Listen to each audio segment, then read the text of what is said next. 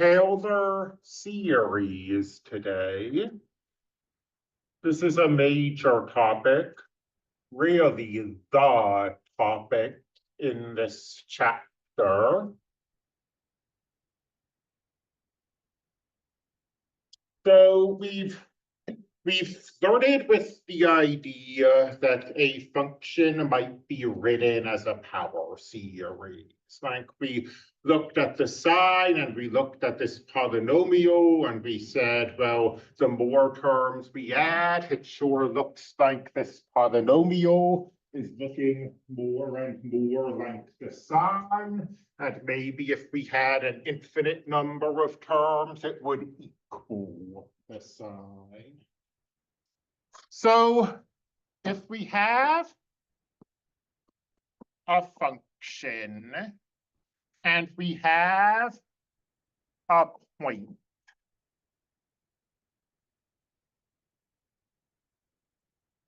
we can define what's called a Taylor series centered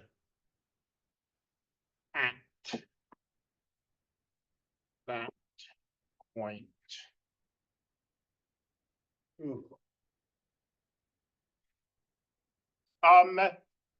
And a Taylor series is a power series. So a Taylor series is a function. So if we have a function, we can use it to define another function. And of course, the hope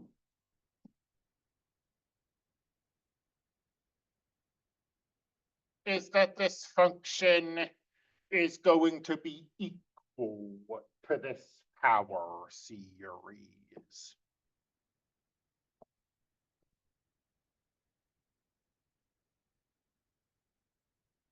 And there's no guarantee that this happens. And we'll look at one case where it doesn't. But when we look at a case where it doesn't, we'll see it's a pretty artificial looking function. So, I mean, this is a bit more than a hope. It is usually true. And if I hadn't been sick for a day, we might have gone into that in a little more depth. There are theorems you can use to tell you if it's true or not. But what is a Taylor series? Well, I'll start by giving it, and then we can talk about where it comes from.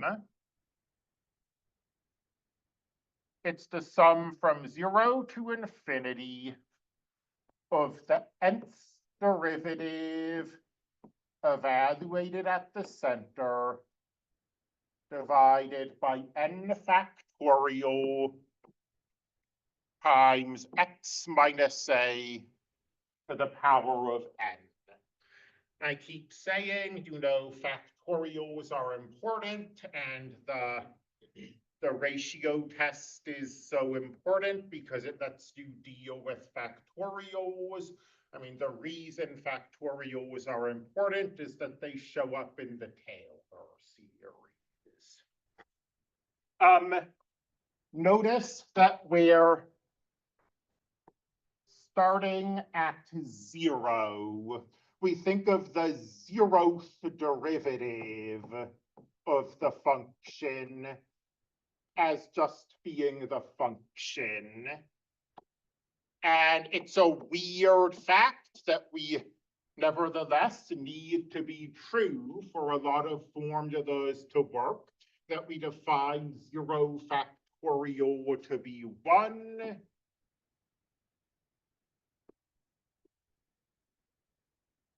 Together, this means that the first term of the Taylor series is going to just be the function evaluated at the center, f of a. And of course, we'll do examples today where we find Taylor series. Where does this come from? It's a kind of cute argument. Suppose a function does equal a power series. And I use the word suppose because there's no specific reason that a function should. It's just going to turn out that they generally do. If it's a power series centered at A, it looks like this. And now we've got all of these coefficients that we don't know. We don't know what A sub 0 is. We don't know what A sub 1 is. We don't know what A sub 2 is, and so on. But we can figure out what A sub 0 is really quickly. Because if we take A and we plug it into this thing, the only term that makes it out is not A sub 1, sorry, A sub 0. You know, we plug A in here, A minus 0 is 0, that term goes away. We plug A in there, A minus 0 is 0, that term goes away.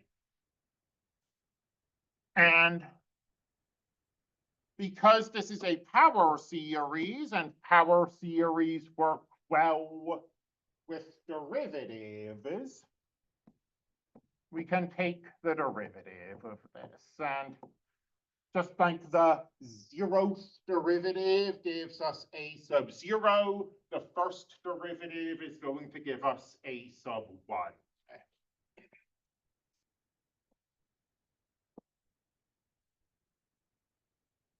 So we have 2A sub 3. To make the factorial, this 2 is going to come down. To make the factorial was clearer, I'm going to observe that 2 is 2 times 1. So 2 is 2 factorial. 4A sub 4, x minus A cubed, and so on. A bunch of other terms with x minus A in them. And I got distracted when I was talking about how I was going to rewrite 2 as 2 times 1. I got so distracted that I completely forgot the rest of the derivative. The 2 comes down, we get a 1 here.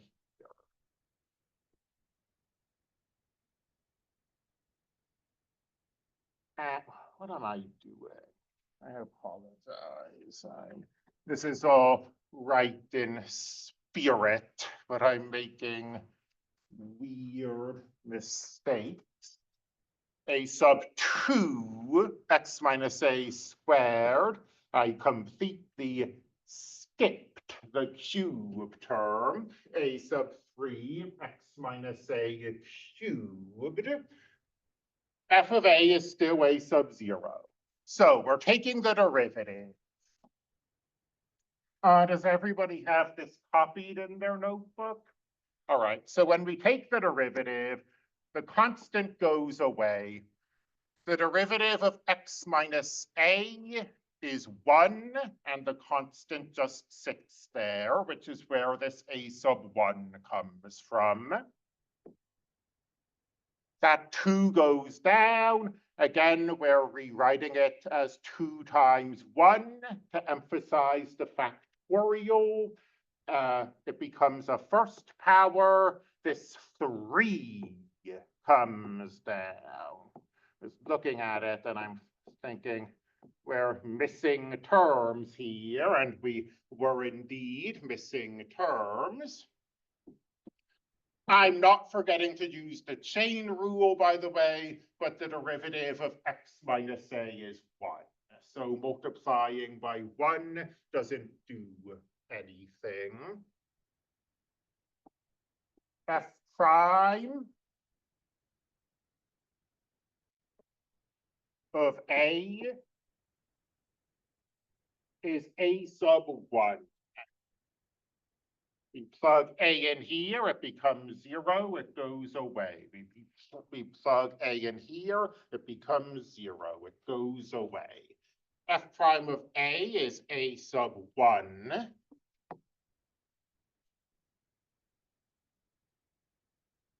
Just to emphasize, we can rewrite that as F prime of A divided by 1.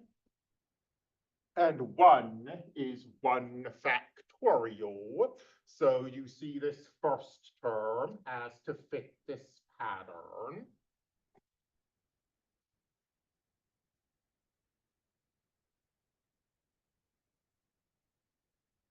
F double prime of x equals.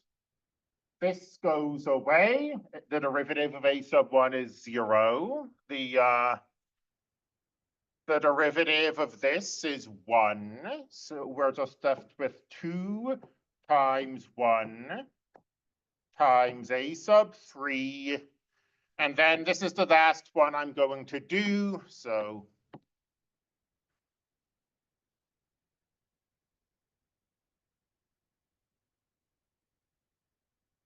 got a bunch of terms with x minus A in them. You know, this 2 will come down and we'll have x minus A and so on. And f double prime of A is 2 times 1 times A3.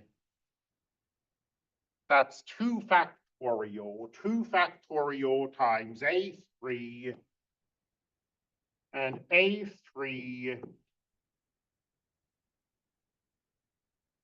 is f double prime of A, what am I doing? This is first problem. I insist on making copying errors. I apologize. This is an A sub 2, and that 2 comes down, and it's still an A sub 2. And it's still an A sub 2 here.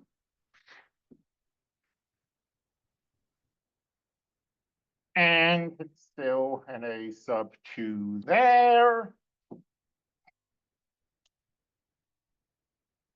And it's still an A sub 2 there. And similarly, I mean, you see, well, I guess you don't see because I wrote this sentence instead. But when this 2 comes down, we're going to have 3 times 2, and that's 3 times 2 times 1. That's 3 factorial. So the next derivative, we're going to have a 3 factorial, and so on. Ergo, this definition of the Taylor series. And really, I shouldn't make this statement because it's not automatically true.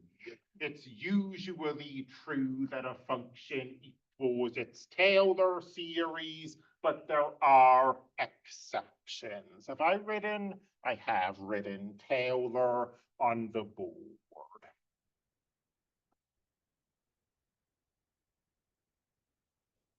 So let's look at a Taylor series, and let's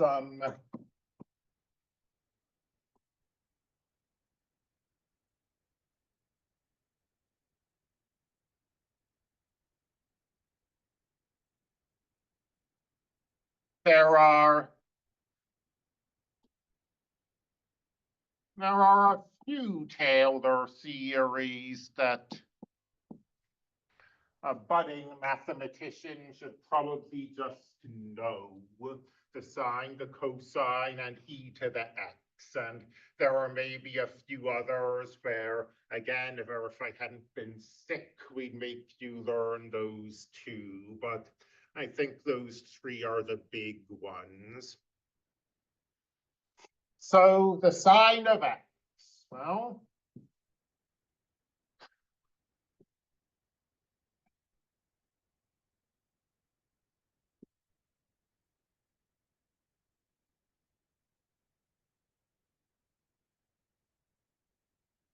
what's going to happen, I can't think offhand how many of these terms we need, but a pattern is going to emerge here. And a pattern is going to emerge with the cosine, and the pattern is going to emerge with e to the x. They're all going to have nice Taylor series. E to the x is probably the easiest now that I think about it. I know it's easy for me and more inconvenient for you, but let's start with e to the x, just because a sub 0, so when I'm talking about a sub 0 and a sub 1 and a sub 2, I'm talking about those factorials and those derivatives, that term in front. So the 0th derivative evaluated at 0 over 0 factorial. So the 0th derivative is just the original function.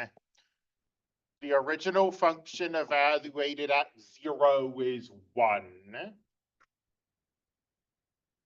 0 factorial is 1. That first term is going to be 1. And then what makes e to the x the easiest example is that all of the derivatives are the same. All of the derivatives are question. 0 bar, I know it's 1, but then you multiply by 0, so how do you get 1? Oh, okay, good question. That's this notation, we haven't done it in a while, but when we have a number in the parentheses like this, we're not raising to a power, we're taking a derivative. So by convention, we think of the 0th derivative as the original function. And then what we have here, we do, of course, use parentheses for multiplication. You're right about that. But this is a function, and we're sticking a number inside the function. We're not doing multiplication.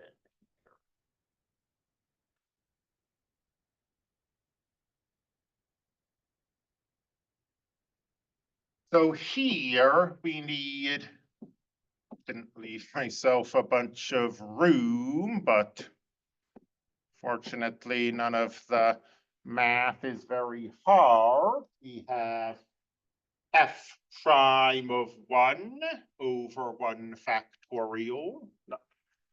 What am I doing?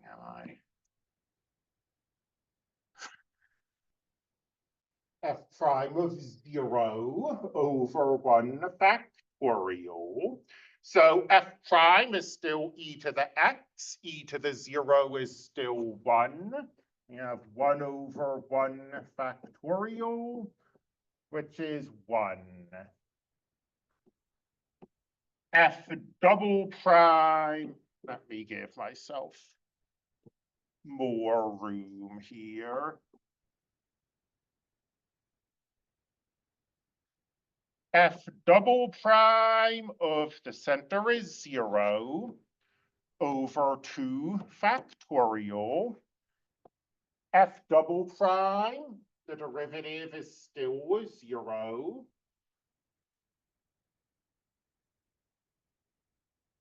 And 1/2 factorial. And maybe I'll actually leave it like that. I mean, 2 factorial is 2, it's 2 times 1. But we're looking for a pattern here. A sub 3 is the third derivative at 0 over 3 factorial. The third derivative is still e to the x. The third derivative at 0 is still 1. And this, 1 over 0 factorial, 1 over 1 factorial, 1 over 2 factorial, 1 over 3 factorial. This pattern is going to keep repeating. The factorials are going up. The numerator isn't changing because all of the derivatives of e to the x are the same. And we get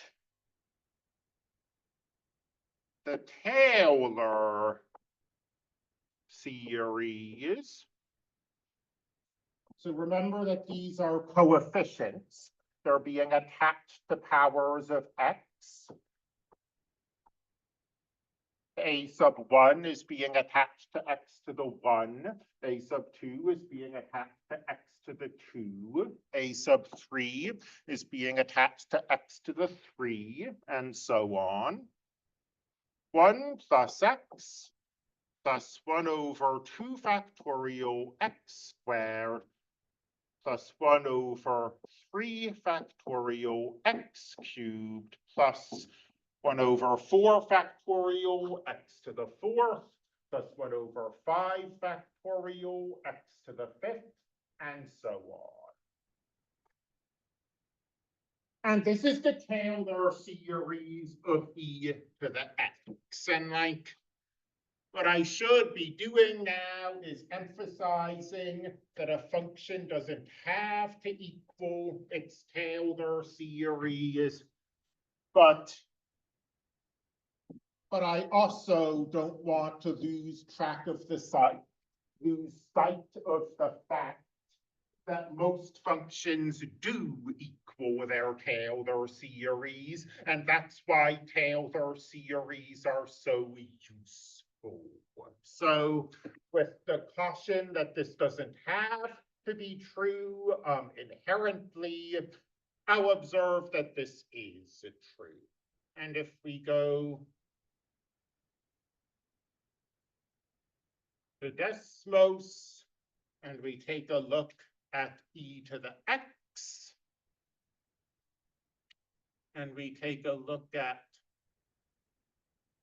let me make this thicker. We all know what e to the x looks like. I assume 1 plus x squared over 2 factorial plus x cubed over 3 factorial plus x to the 4th over 4 factorial.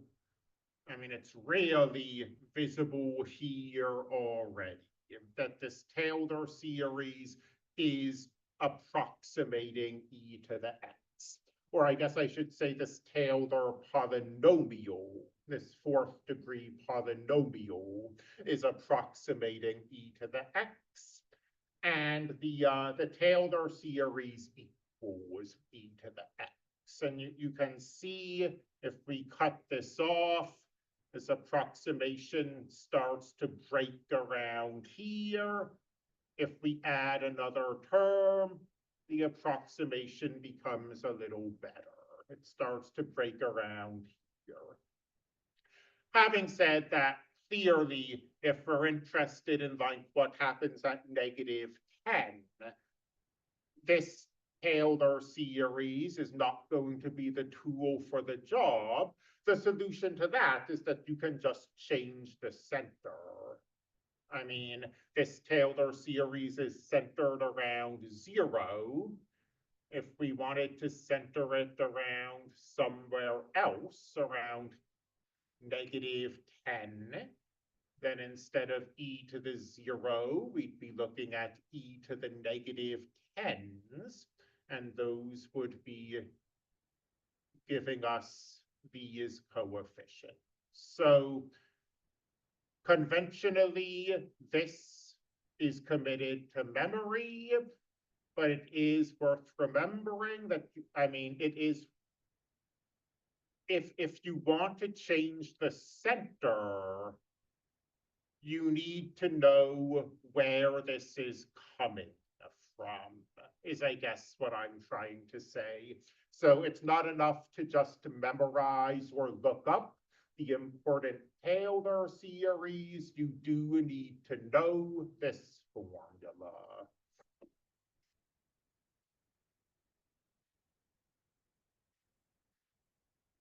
So the sine and the cosine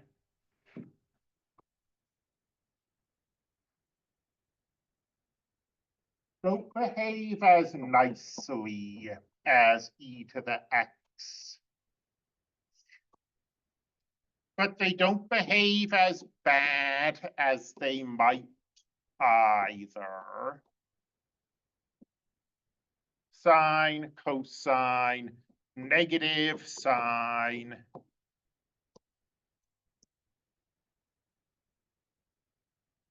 negative cosine. And the sort of saving grace, let me start using that parenthesis notation. The saving grace of the sine and the cosine is that these derivatives start to repeat. The fourth derivative and the first derivative are the same. So that means the fifth derivative and the first derivative are the same, and so on. The pattern we're going to see as we start taking derivatives: sine, cosine, negative cosine. That just repeats itself over and over. And because we're sticking always the center in, we're always sticking in the same number. And there's a strong convention to learn this with 0 at the center, because we're always sticking 0 in there. These coefficients are going to start to repeat.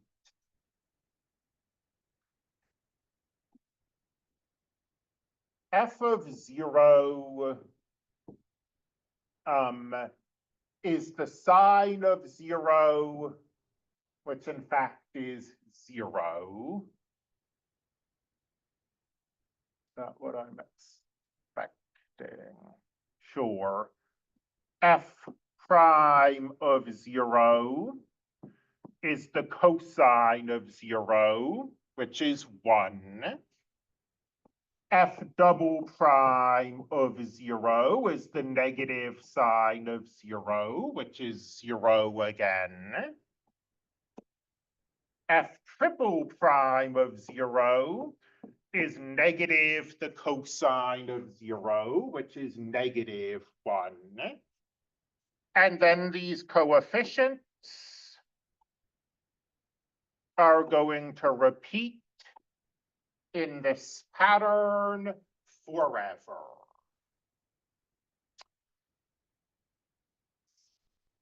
And yes, now that I think about it, this was what I was expecting to happen.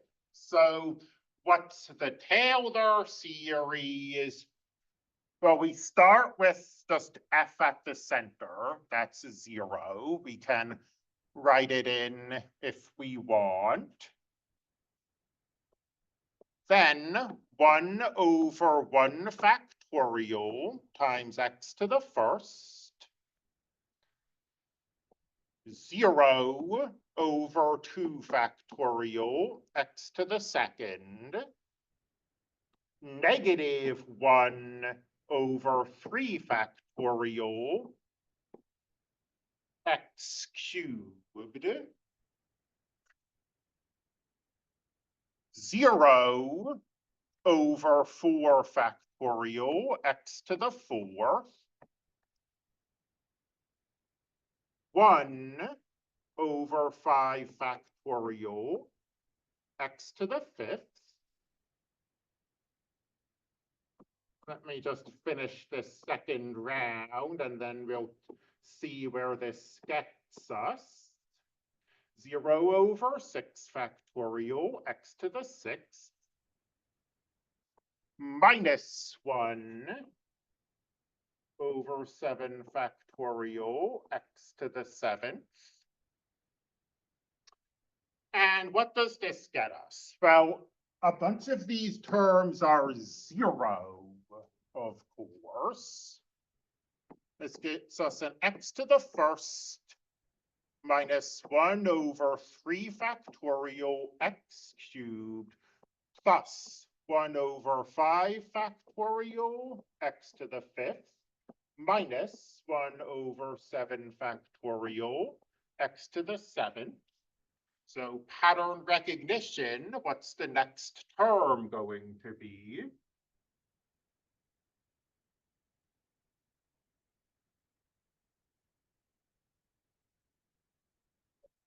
One over 9 factorial. We are getting the odd terms.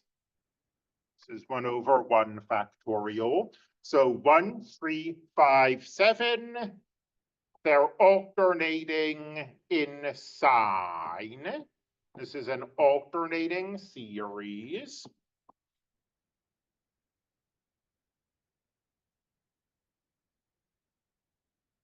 And this is the Taylor series of the sign. And this was the example I started with, and way back when I first introduced power series. And again, with the caveat that a Taylor series doesn't have to equal its generating function, the sign does equal this Taylor series.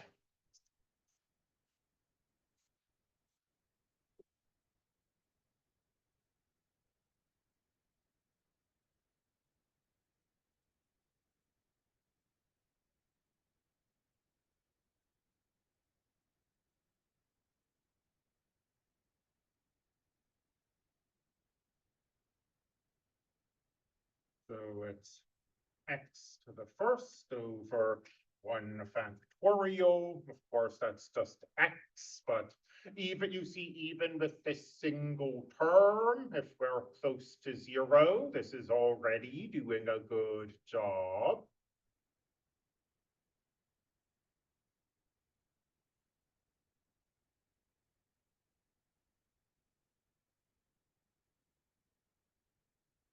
And this is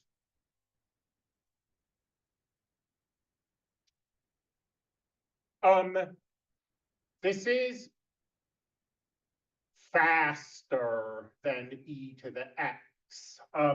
The reason it seems to be happening faster is that every additional term that you add makes the approximation better, but a bunch of these terms are 0, so we sort of get them for free, and we don't have to write them down.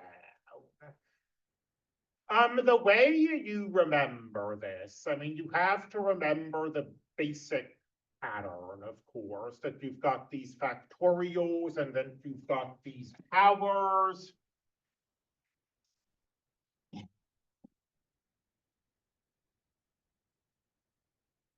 But the sign is an odd function. That's our fancy way of saying that it's symmetric over the origin. So the odd trig function has the odd powers, whereas the even trig function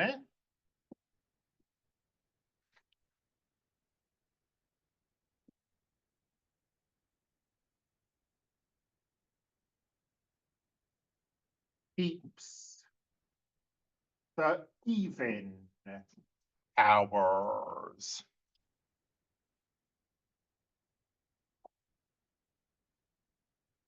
And of course, right, like, why do I say of course? But we don't normally write the x to the 0 because x to the 0 is 1.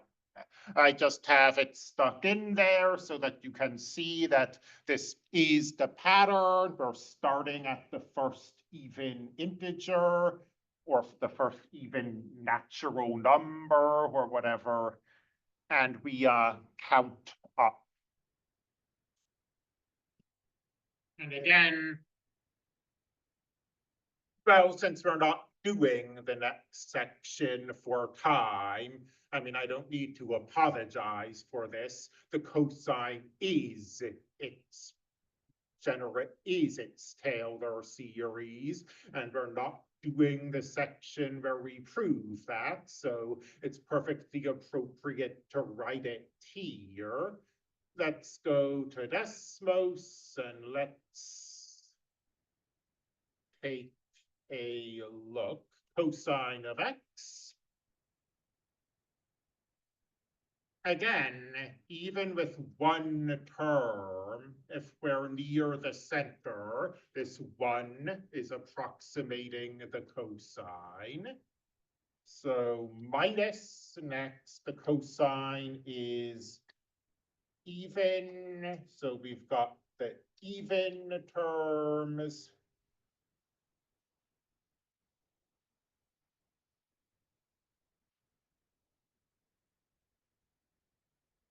And so on. And as we add terms, this will look more and more like the cosine. And there are a bunch of standard Taylor series. Like there's one for the natural log, but we'll probably have you, I mean, you can do that on the test or as a homework or something. By the way, I trust everyone saw that announcement. You'll do the test as a take-home test. This people are doing fine in this class. I don't mistrust anyone. I obviously do expect people to behave themselves. But just for, because we've looked at 3 situations where the function does equal its Taylor series. I mean, let's look at a few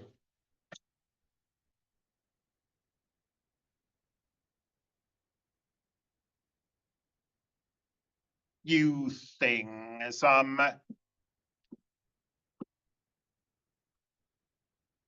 So we look at x to the n, the geometric series.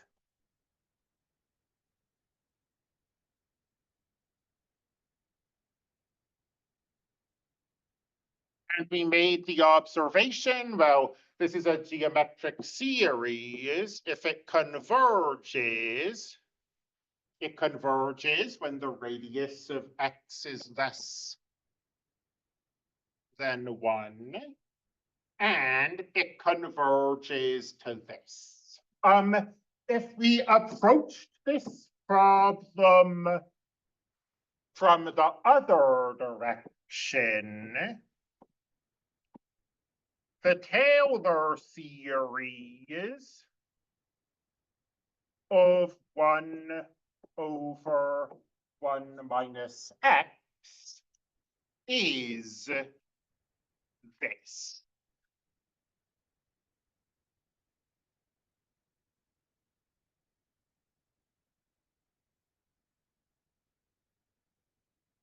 So this function does equal its Taylor series, but it doesn't equal its Taylor series everywhere. It equals its Taylor series when the absolute value of x is less than 1. And this kind of thing is very common. It happens anytime the function we're looking at has any kind of asymptote. So the tangent would be another example. I mean, I didn't want to do it because we'd have had to find the Taylor series of the tangent, but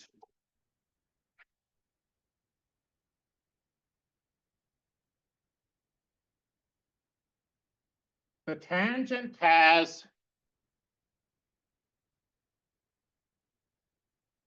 a bunch of vertical asymptotes. And if you select the value, say you let A be here, and you find the Taylor series of the tangent centered around this A, well, the tangent will equal its Taylor series, but only between those asymptotes. The tangent over here will never equal its Taylor series. And this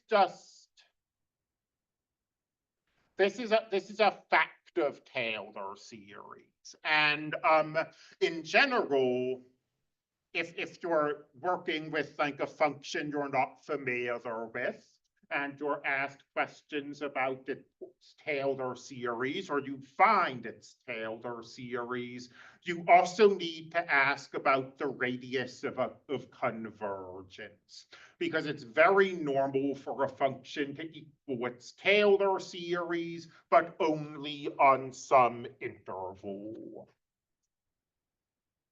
And this usually makes geometric sense. Let's say we have the natural log of x, and we'll center this thing at 1.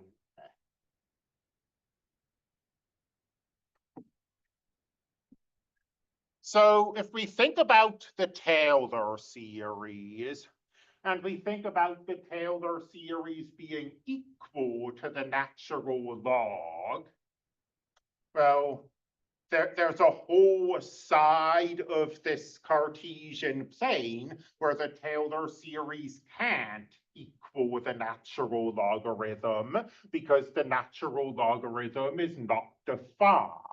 I mean, the negative quadrants. So if we remember how convergence works, if a Taylor series doesn't converge everywhere, there are only two options. It can converge at the center and only the center, or it can converge on an interval around the center. And just because the natural log of 0 isn't defined, these are the only values this Taylor series can possibly converge on, an interval centered around the center.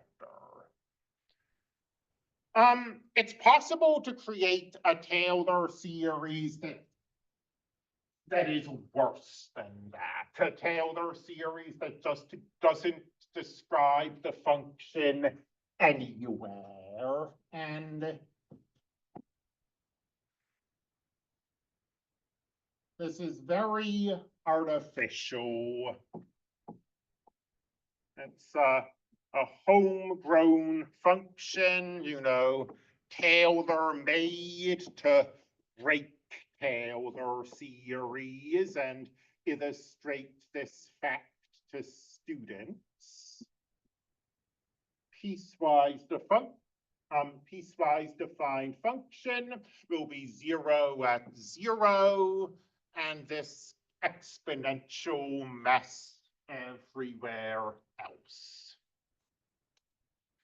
And I'm not going to try to manually find the Taylor series of this. That just sounds unpleasant. But I am going to look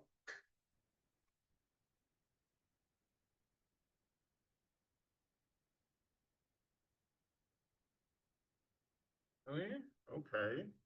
I am going to look at this. And we see that the first term of the Taylor series is going to be 0.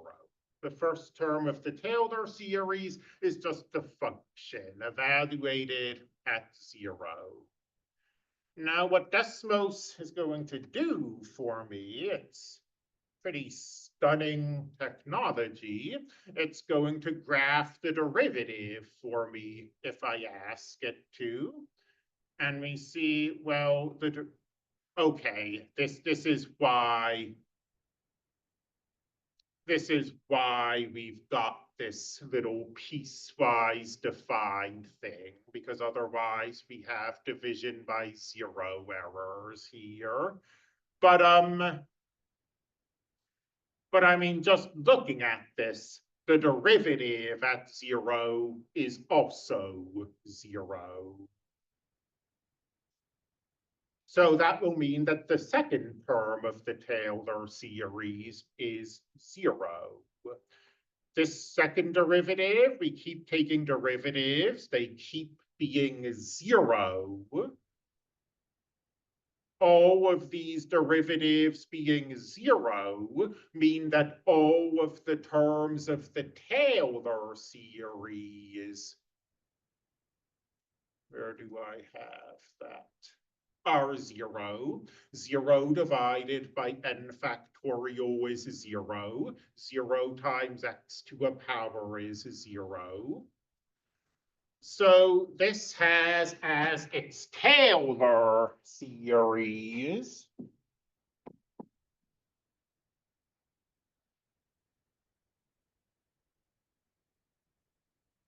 this, and in particular, its Taylor series is the constant to 0 function. And clearly this function, well, it equals its Taylor series at the center. It does not equal its Taylor series otherwise. Oh, I guess we're not almost, well, but even though we have the extra time, we're about done. Just one comment. I keep talking about the Taylor series and not specifying the center. That's bad terminology, but it's also very normal to do, because all of these Taylor series have very sort of standard centers. Like when we talk about the Taylor series of the sine, we're centering it at 0.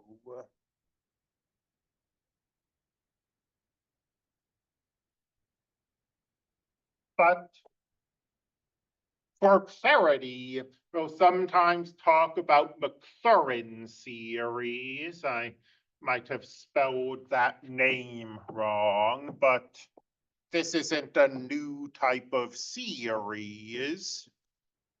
A Maclaurin series is a Taylor series centered specifically at 0. So if I wanted to be really formal and ensure that there wasn't any room for confusion,